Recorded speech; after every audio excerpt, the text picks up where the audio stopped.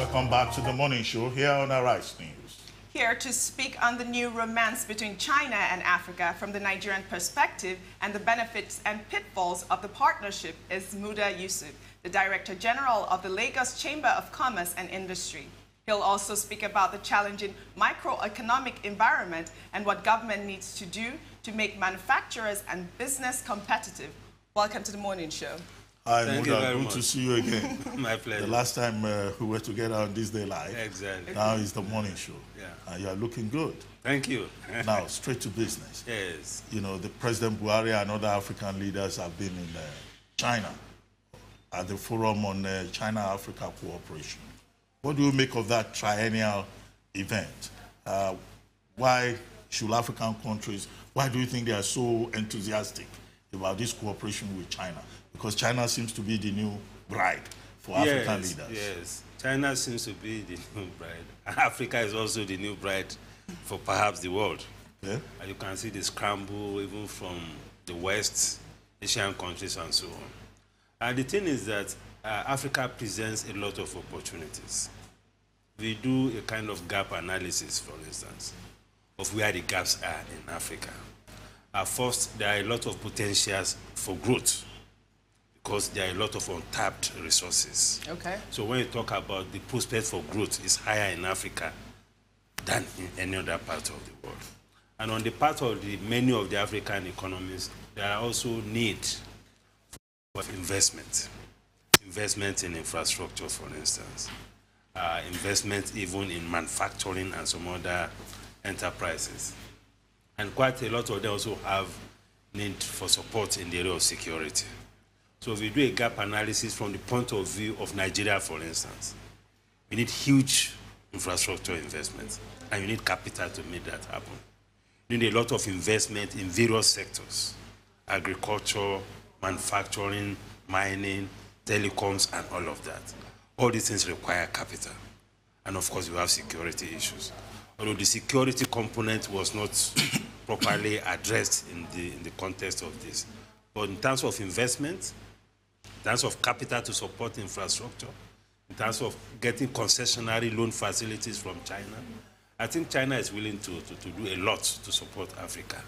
And all this, again, is a win-win thing, because China is also looking at ways to open up other avenues, also to export some of their products, to export their personnel and all of that. And for African countries and Nigeria, it's also an opportunity to take capital. Capital to invest in infrastructure, capital to also support industries. Well, at this summit, at this forum, yes. China is offering African countries $60 billion. $60 billion. They did the same, in 2015. Yeah. Now, what's your take on that? I mean, African countries not just incurring more debt, particularly Nigeria. What's the implication for our debt profile beyond the enthusiasm? You see, as a developing economy, you need to finance infrastructure, because it is through infrastructure that you can build the capacity of the economy itself. And many of these African economies don't have that kind of resources. If you even look at our budgets, there's a huge debt component in the budget. What is important is that whatever debt you incur, first, the terms must be something that is good enough, that is sustainable, that can support your development aspirations. The cost of the debt must be low. We are talking about between 1% to 2%. That is the kind of loan that is being offered. Yeah. There could be moratorium for about 2, 3, 4, 5 years. And the tenure of the funds must be such that it is long enough. So if you have that, that is good for development, especially if there is proper credibility and integrity in the deployment of those resources. But how do we know if these loans are not going to go into consumption as opposed to infrastructure? Well, some of these facilities are specifically tied to projects. That's the difference between some of these bilateral and concessionary facilities and just all these commercial loans. Commercial loans, you can just go raise bond and begin to spend. You can throw it maybe into your federation account and you begin to share. But for most of these concessionary loans and even multilateral loans, they are tied specifically to projects. For instance, you have the railway project, for instance. We have the airport project, some taking place in Abuja. We have the Mambila project. So these are project-specific facilities. So if, to the extent that it's project-specific, I think it's not a bad thing. Well, China sounds like, you know, it's on some kind of benevolent mission in Africa. And, you know, President Xi Jinping, for example, was saying, look, loans from China are without political strains, and China doesn't give, you know, any kind of difficult conditions. What's really China's game in Africa? Or you think China is truly altruistic? Not, you see, this is about promoting the interests of countries. No country will just be putting things on the table like that without embedding in its own interest in it.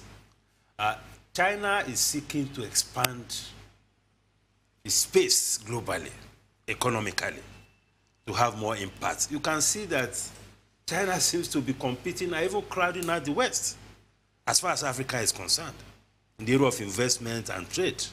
And China also needs more space, more economies to relate with, because it's a very big economy, and it's an export-oriented economy. And for that kind of economy, you need a lot of countries, a lot of space to which you can also export some of your products. So of course there's a vested interest. There's a self-interest that is being promoted. What is important is for the recipients of these facilities to also be conscious enough to define properly their own interests. Correct. Because that is what diplomacy is all about. It's economic diplomacy. You look at your interests, and where there is an alignment between the interests of China and your own interests, why not? We're still talking about Africa. Yes. Earlier this year, there was this conference in Kigali where African countries under the auspices of the African Union were supposed to sign the African Continental Free Trade Area Agreement. Now, Nigeria refused. The argument, the official argument was that, you know, the AFCTA will make Nigeria uncompetitive. And, you know, the authorities even said the pressure came from the private sector. Do you think we did the right thing by refusing to sign that agreement that will have promoted integration in Africa? Well, what I will say is that there was no sufficient sensitization. There was no sufficient consultation. But that process has been on for years. It has been on, but it was not put in the public space. It was not something to which the stakeholders in the economy were part of. And generally, you know, we are also not production. When it comes to production, this economy is not competitive. And that is the fears. And these fears were especially escalated by the manufacturers. And it's understandable. Because if you have invested so much in a manufacturing firm, and suddenly you are faced with competition from more competitive economies, your investment is at risk. So that is what informed that position. But having said that, I think since then there has been a lot of consultation between Ambassador Osakwe, who has been leading the negotiation, and the private sector, the manufacturer, the chambers of commerce. And there was also this geopolitical consultations around the country. So there is a much better understanding now. But what is more important in all of this is that there's a limit to which you can continue to hang on to protectionist policies. Because that was the fear, especially of the manufacturers, that if you open up, this will affect our industry. I think the emphasis going forward should be on how to build the competitiveness of players in the economy. That is where the emphasis should be. Because if you continue to hang on to protectionism, it is not a sustainable model to develop industrialization or even to develop an economy. All economies are striving to be global players. You may not be competitive in all sectors, but you can identify your niche areas through which you can also play globally. So I think that is the model that will work. And that is why if you look at the Nigeria Industrial Revolution Plan, the emphasis in that plan is resource-based industrialization. Okay. Because any economy will be stronger if your industrialization is based on the resources that you have. Because what we have with many of the manufacturing companies in Nigeria is that there's too much dependence on imports. Okay. And when you are too dependent on imports, once there's an issue with exchange rates, an issue with this, it hits the economy and it hits those industries. But if it's a resource-based industrialization, you are generally more stable and it's generally more sustainable. So we should begin to refocus the industrialization strategy. And I think that is the message. And the emphasis should be on building infrastructure. Because that is the only way you can industrialize. You cannot industrialize without infrastructure. No matter how much protectionist policies you put in place, it's very difficult. Last month, yes, the central bank came up with new credit guidelines with regard to corporate bonds and cash reserve ratio. Yeah. Now, are your members of your chamber, are they taking that? And what efforts are you making to educate them about these new credit guidelines? I think it's a good thing. It's a demonstration of responsiveness on the part of the central bank because over time we have complained about the cost of credit. It is so difficult to do business in this economy because of the high cost of credit. Because if you are taking commercial loan at 25%, sometimes at 30%, it's a very, very difficult thing to do business. Yes. That is why sometimes it makes more sense for you to just take your resources and go and buy treasury bills and go to bed.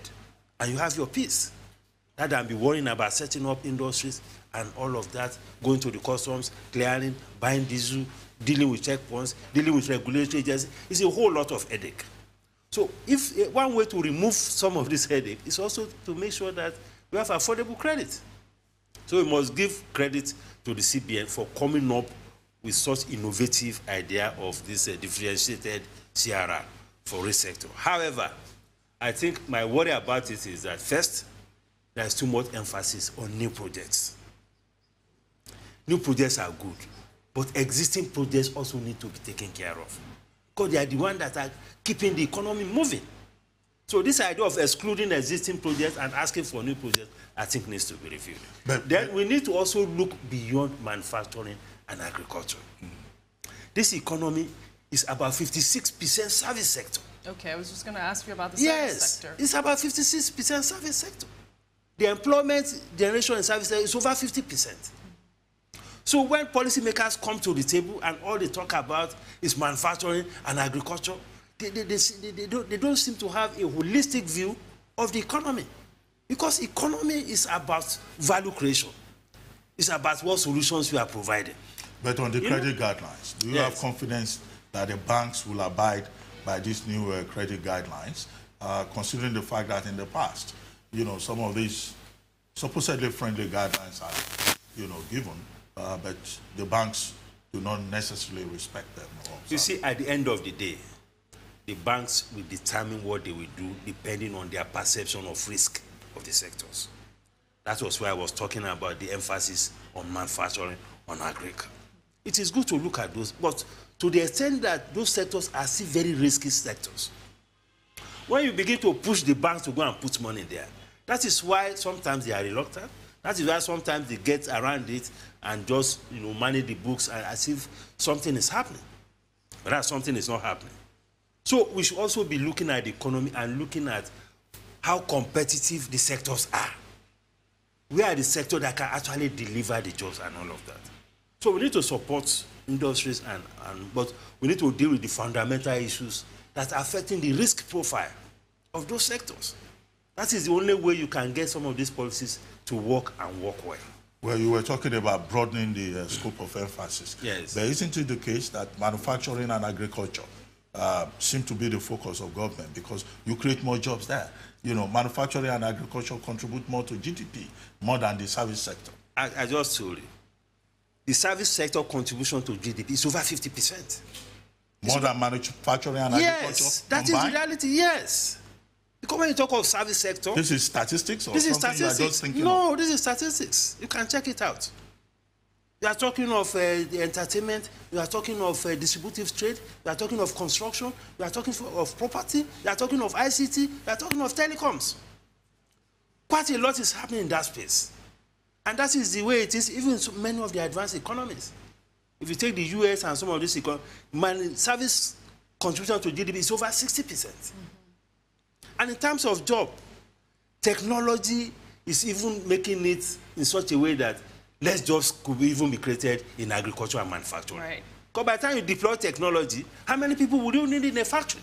Right. But the same thing cannot happen in the service sector. There are a lot of things that technology cannot just do in services. You need people to do it. Right. I don't know whether you've been following the MTN saga. Yeah. You know, first the issue about illicit financial transaction, the repatriation of funds to South Africa, and then second, the issue about tax and an additional fine of 2 billion imposed on MTN. What's your take about these taxes, about levies, about these sanctions by the central bank? Generally, first, as a Chamber of Commerce, we believe in compliance, full compliance, ethical businesses. So we will not support any company or enterprise that commits infractions against state policies. But having said that, we need to worry about the wider implications of some of these things. Because country risk rating of Nigeria is not at the best at the moment. And you need to create an environment where investors will have confidence. Right. If we continue to handle matters in this way without thinking of the wider implications, because there has been a lot of dramatization of this issue. They have been so heavily orchestrated. And when we go back, you are talking about something that happened some 10 years ago. Now dig it up and all of that.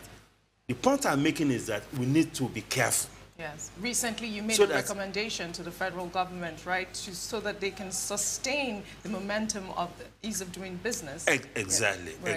Exactly. Because already there are issues with political risk. The level of political risk in the economy is high. And the economy is also fragile. We are dependent on oil. We are also dependent a lot on portfolio investments. Yeah. So if you continue to do things in a way that escalates the level of risk, political risk, country risk, and there is so much uncertainty. And we have serious regulatory risk. Because sometimes you have regulations, there is no clarity. Suddenly somebody just crosses us, what was not an offense yesterday, suddenly becomes an offense today. We cannot sustain confidence that way.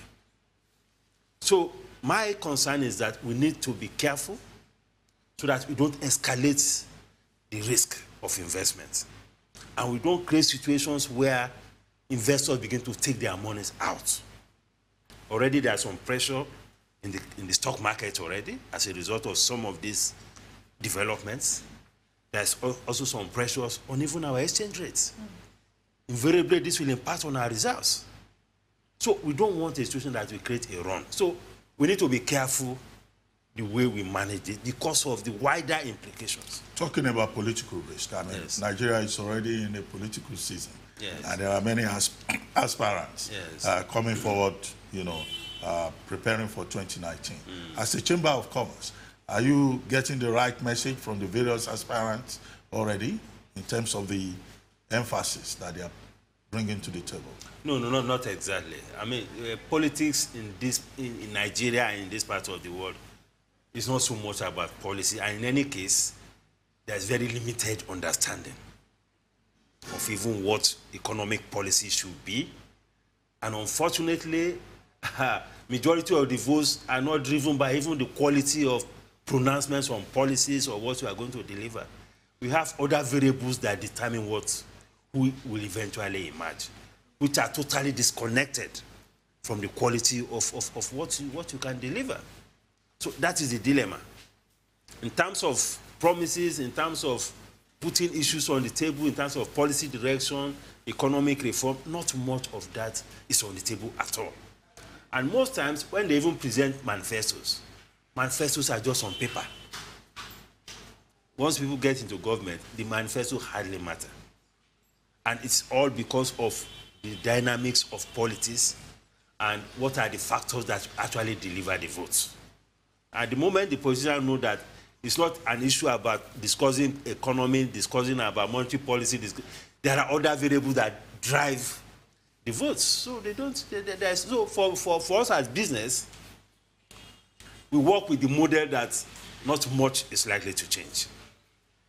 So you have to construct your model assuming that this status quo is likely to continue. Well, let me ask you a more direct question. Yes. I mean, the private sector in Nigeria is always deeply involved in politics, understandably, right? Now, if you look at the field now, in terms of the parties, in terms of the candidates, who and who or where do you think the private sector in Nigeria should lean as we go towards 2019? Well, you said the private sector is deeply involved in politics? Oh, yes, I can tell you that. Well, the private sector players that I know are not so deeply involved in politics. No, you know, during elections, private sector organizations and persons, they are the ones who fund these politicians. So what kind of, what are you getting? I don't agree with you on that. No, I can confirm that to you. Because, you know, I was in government, yes, so I know how it works. You are in government. You know, there are some private sector players. They have a leg in business, they also have a leg in government. See, it's like a hybrid. Then there are people who are purely private sector people. Don't forget, this economy, in terms of GDP, the SMEs contribute over 60–70%. These people are just doing their own businesses. Perhaps what we refer to are maybe some big players, some big names who have contacts with government. Maybe, maybe not. But the whole thing, what concerns us in the private sector is first the kind of policy that will make this economy more sustainable. Okay, how do we the kind of policies that will make government get out of the way? Because most of the times, government constitutes even an obstruction to private sector growth.